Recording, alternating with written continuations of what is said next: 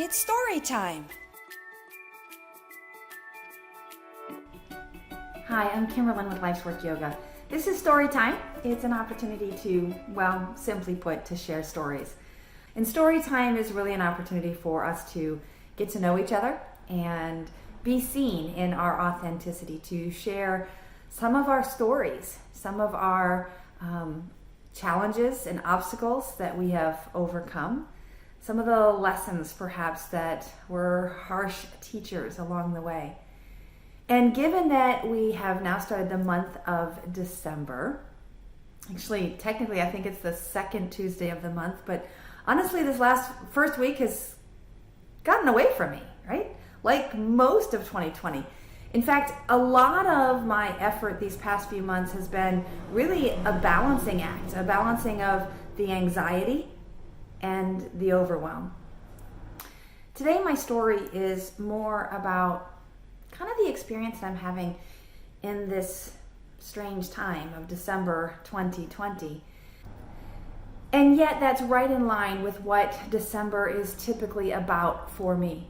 December, traditionally in my work, not just in wellness and self-care support that I do now as a yoga professional, but in all sectors of my life, from when I worked in academia to even when I worked in corporate America as a director of training. December has kind of a natural pregnant pause contained within its energy.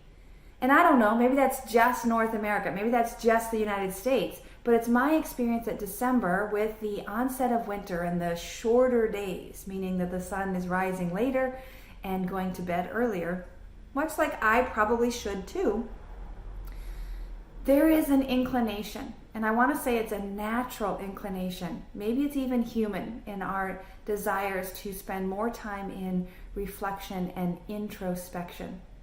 So is that your experience, is my first question.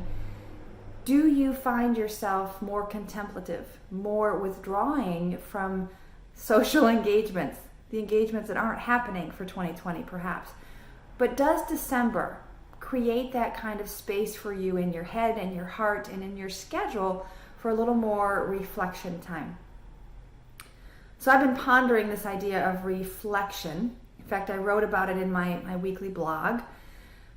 But what I really have come to understand about reflection is that there are lots of ways in which we can see our reflection, not the least of which is directly a mirror, right? And I can remember even playing with reflections with pets and my children when they were little, and how delighted they were to see their reflection.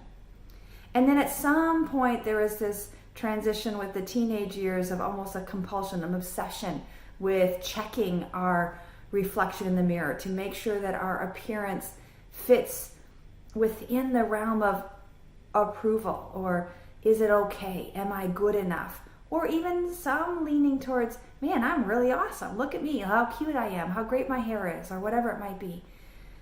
Similarly, you can find your reflections and catch a glimpse of yourself perhaps from a little bit of a different angle in a peripheral when you walk by a storefront window.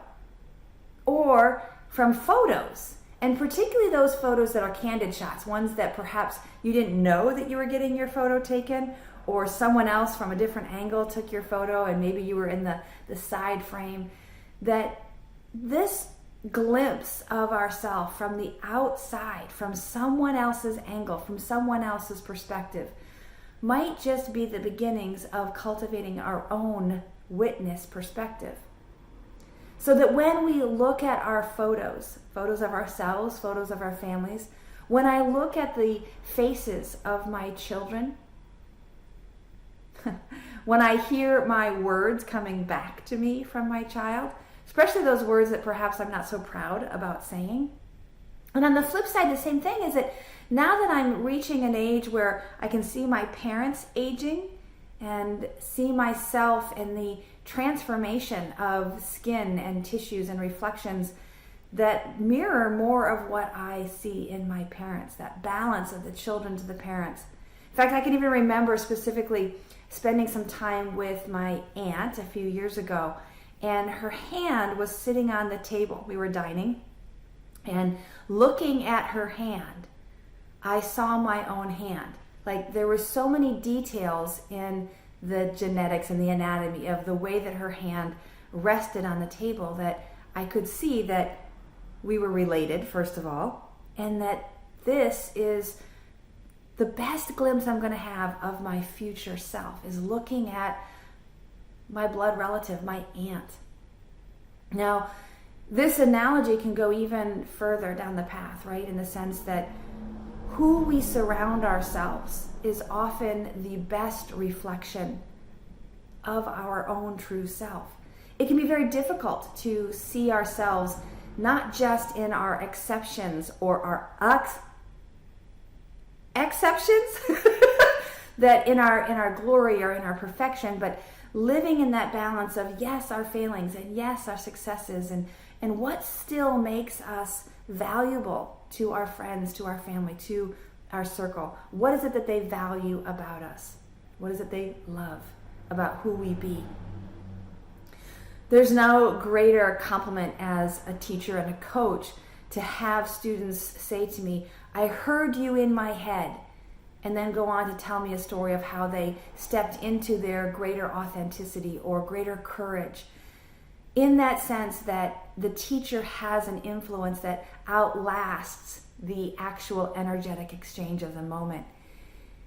And this is also in return, is that by hearing our own words back to us, by seeing our own reflection back, to be seen by my heart, to be seen by the compassion that I'm cultivating to see others, the practice for me of late is really about, can I give myself that same compassion?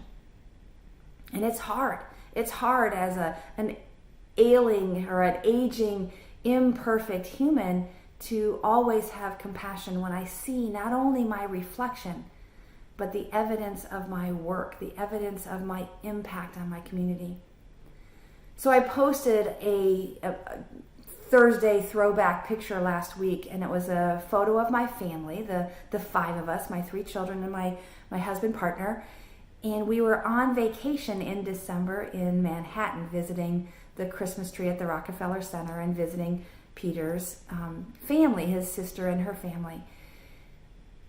But I posted that picture, although it was about 14 years ago. It was before yoga. It was before my bicycle accident. It was before pandemic, right? All of these things that of late seem so dominant in my life. And so to post that picture, still the five of us, still together, still attempting to cultivate tender space for connection and family. One of my circle members, one of my dear friends, spoke to me and she said that Peter, my husband, looks exactly the same, which he does. He looks happy, he looks joyful, a little tired. Well, we do have 3 children, so that's par for the course. But she said, you, Kimberlyn, you look softer. I think that's one of the best and most heartfelt compliments I've ever received. And I took it as a compliment. It was meant as a compliment, but specifically referring to just the way in which I hold my face. The expressions, yes, the hair was darker then, but I was also full on managing 3 children, running and operating a business, working on my doctoral dissertation, and it was a lot. And so I'm honored that my circle, that this dear friend could see me 14 years later, see the impact of yoga as a way of living my life with more authenticity, with more transparency, with more compassion, and see the consequences of that, which I had never been able to put into words. The consequences of my life for the last 14 years has to help me portray a softer side. And I think in that softer side, more of my authentic self has been able to be revealed. And it is with great honor that I receive that reflection from my friend, and that I take that insight and that wisdom into my own observation, not only of my image, but of the work that I'm doing on a daily basis, particularly in a time when so much of the work that I do is distanced, is delayed, is difficult to form in a immediate response kind of nature. So I hope that you can find some time this week, this month, for reflection, and I would encourage you to reply and let me know what reflection looks like for you, or maybe where you have a difficult time, where you have great success in being with your authentic true self and seeing it from a place of compassion, or where do you struggle? Do you too have a struggle with this anxiety and overwhelm balance? And maybe it's showing up wrinkles on your forehead, squints in your eyes. Let's soften into our true self and live in that space of abundance to just breathe, move, and rest. Invite you into a life of yoga living. Invite you into a place of alignment and authenticity so that you can live your best life.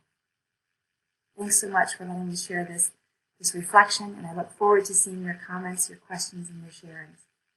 Namaste.